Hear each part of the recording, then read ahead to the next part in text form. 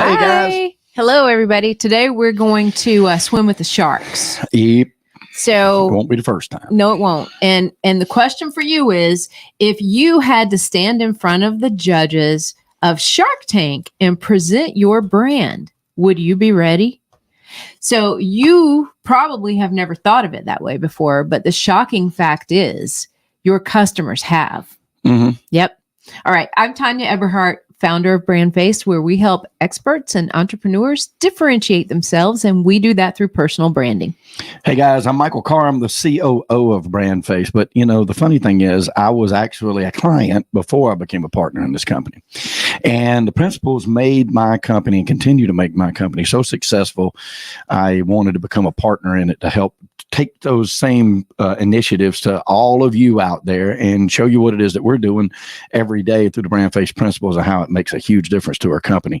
Now, we're the most comprehensive personal brand building system across the globe, and we help people all over the United States as well as other countries do exactly what it is that I do every day in my business, right? And what we're talking to you today about is your customers have many, many, many different options. I don't care what business you're in right now.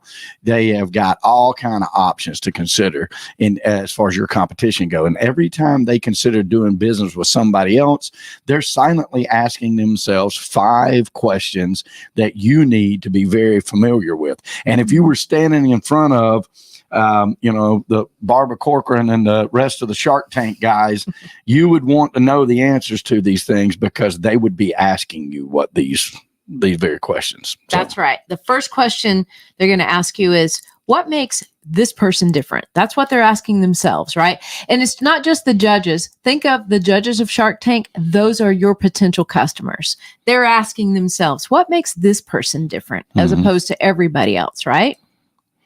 Yep. They're asking, who do you serve? Yep. Who does that person serve? Exactly. Who do they serve, right? Mm-hmm. How do they serve me? That's what your clients are asking. How do they serve me? Yep. What qualifies them to serve me? And how does it make their life better? Biggest question of all. Mm-hmm. It sure is. And those questions are really, really important. So here's the deal, guys. If you can't answer all 5 of these definitively, you do not have a well-defined brand. Yeah. So if you were standing in front of the Shark Tank panel or the Dragon's Lair for our Canadian Maple Leaf friends, same show, just a different format, right? If you were standing in front of them, they would be asking you these questions. If you could not seamlessly sell yourself, then you don't have a well-defined brand. You're not in the know about yourself, so you can portray those answers to those 5 questions to the very people that you're trying to attract with your marketing. So I can't tell you how important that is. You got to stop and think about it. Yeah. Could I seamlessly explain these things if I only had 30 seconds to tell somebody why I'm important? And that's only the beginning, guys, because if you follow us at all, you know what we say. It's not enough to know those things. You have to show those things, right? And that's where your brand comes in. Yeah. In fact, if your brand isn't defined, then there's no way that it's developed. Right. And then if it isn't developed, there's no way that you're displaying it correctly in the way that it's supposed to be done. You don't want to stand in front of Mr. Wonderful unprepared, right? He's going to call you to task and make sure that you know what's going on. I mean, how many times, if you ever watch that show, how many times do people come really close to getting the money that they want for their dreams, and then they jerk it out from under them just like that because they don't know their numbers or they don't know their customer. One thing is answered wrong. One thing, and they already recognize. Yeah. And for heaven's sakes, if you said, I don't know. Yeah, exactly. And that leaves a question. So if you're not going to stand in front of Mr. Wonderful unprepared, why would you allow yourself to be unprepared in front of your customers? Or worse yet, overlooked altogether? That is worse. I'm going to tell you a story in just a few minutes about how I did that very thing. And that's where a lot of my heartache came from, which is why this company exists today. At least in some part, it's why the company exists today. Yeah, the good thing about it is, guys, it's fixable. And that's why we're here. It's exactly what we're passionate about. Tanya taught it to me. I was the first real estate client. I own a real estate brokerage. I've been in the real estate business all my life. 1994, I started in it. So 6 years now, 7 years. That's where all these gray hairs come from. And look, I've enjoyed every second of it. But I didn't realize the importance of branding and why that needed to matter to my clients until I met this beautiful lady. And then now I just tell everybody the secret to my success is just doing whatever she tells me, mainly because I did. Let me share you a real life story here. This is real life numbers. Being a real estate broker in the suburbs of North Atlanta on the 85 corridor, which is the northeast side of Atlanta, a lot of growth. I grew up in Gwinnett County. It was the fastest growing county at least twice in the 90s, the decade of the 90s, the number one in the United States, guys. So that kind of growth is what we were seeing. So there was real estate brokers everywhere trying to just scratch and scrounge. And I did my best to be a great marketer. But that's all I was. Then I met her and she taught me how to be a brand, how to be branded, well-defined, developed and displayed brand. And the minute that I did that, then I began to see my GCI quadruple year over year over year. I'm a 7-figure real estate broker per year, every year, consistently, ever since I've met this lady right here. Here's the more interesting part. As I have recruited new agents to come on board with me, I have 27 of them right now. We're not a numbers company. We're not out here just trolling and trying to get anybody to come in. You have to qualify to be one of my agents.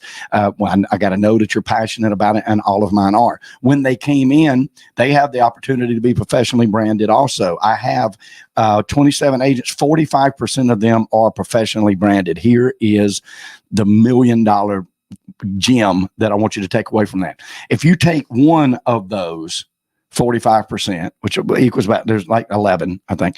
If you pull one of them out, they outdo all of the rest of the 16. All of the rest of them put together. Non-branded. The non-branded. So you take one well-defined branded agent, they will do more GCI every year, year over year, than all of the rest of them combined. Now, it's not just my statistic. We have statistics all over the United States and in 4 other countries that have the exact same statistics. If you're any kind of a sales forward, face forward business. So it's poignant.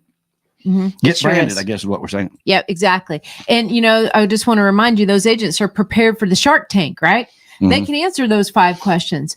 And if any of you are in real estate, you will know that I'm talking about probably both Shark Tanks, right? One Shark Tank is being judged by your brand. The other one is just this dog eat dog world of real estate. Or dog eat dog of anything nowadays. Tough. It's tough out there sometimes. Yep. So they can answer those questions. They can stand tall and they've got it all together.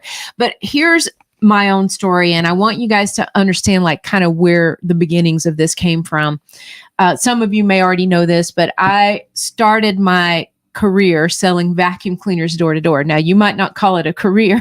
You might call it I stumbled into a crappy job that I just had to do to get my way through college. Actually, it was the beginning of a career. And that was because I was going door to door and I realized very quickly I had to have a story. I had to have a compelling reason to get in that door. And so I learned then that it mattered how I presented myself. Well, then 3 years into that, somebody from the radio industry reached out to me and said, hey, you should come on board and you should do sales. So I thought, well, that's pretty interesting. Well, fast forward 18 years later, I was still in the media world. But let's back up, reverse that to the beginning. When I first got into radio, I noticed there were business owners out there who were like rock stars. People were scrambling to have conversations with them. They were just the center of attention everywhere they went. And I wondered about that. What is it about these guys? What is it that makes them stand out? Well, they had one thing in common. They were the voice and the face of their business, right? And so that's where I learned then that personal branding has a huge impact on business. It was huge because almost every one of those people, their businesses were number one in their market. So that's where I really became very intrigued by it. Okay, so that was the good part of it, right? The bad part is when I first got to radio, I was just another stupid young radio person. Okay. And literally, I mean, I'm being hard on myself. I know I was ignorant at the time because, we don't know what we don't know when we first start a job, right? I was walking in, I was learning the craft. I was trying to figure everything out, but I figured out really quickly how unprepared I was. And that's why this topic is so important today. So I would go knock on all these doors. And of course, these general managers loved it. It's like, oh, we've got a new, young, fresh person here. Let's send them out to all the problem people, right? And that's what all the new people get. They get the problem people. That's true. That's true in any industry. It is true in any industry. So I went out to call on the problem people. I had doors slammed in my face left and right. No one has heard more no's than me, or at least I felt like it at the time. And then after a few months of that, I got really pissed off. I mean, there's just no kind way to say it. I was really mad. And I thought, the heck with this. I am not going to I didn't get this far in my career. I was in first year in radio, but I had some gumption at the time. I didn't get this far in this business to be discarded and treated like this. So I looked around and I figured out, you know what? Everybody's being treated this way pretty much in this industry, or most of them were. There were some that were really very professional. They weren't treated that way, but I was. You were. I was. And so I learned very quickly. And I thought to myself, hey, radio, I learned how to tell my story to get in the door. It's no different here. I need to learn how to present myself professionally. I need to make sure that in the first 10 seconds of greeting someone, a potential business owner that I'm going to ask for tens of thousands of dollars from every single month to advertise their business, I need to present myself as though I am the expert at this, right? Mm-hmm. And I knew that if I didn't know everything, I was like Henry Ford. I had a button I could push. I knew everybody who did, and I was going to do my dead level best to bring the very best service I could. So I just want you guys to know I was not ready for Shark Tank way back then. I am now. Okay. And it's made, as soon as I figured out what I needed to do to turn all of that around, it was boom. My life changed. It changed so quickly. And in fact, I tried to find a screenshot of it, but I couldn't find one anywhere. I was one of the very first radio salespeople in the United States at the time in the early 2000s that had their own personal website. And the website was not about why you should buy radio. It was why you should buy radio from me. From Tanya. From me. And it was a personal branding site. And I didn't even look at it as personal branding back then. I didn't even know what it was called. The term personal branding was not a big, widely used term back then. Mm-hmm. So I started with that immediately. People started to look at me differently because I would call them up, and instead of the typical, hey, I want to sell you some radio kind of stuff, it's like, hey, I saw your newspaper ad. I noticed you're pushing this.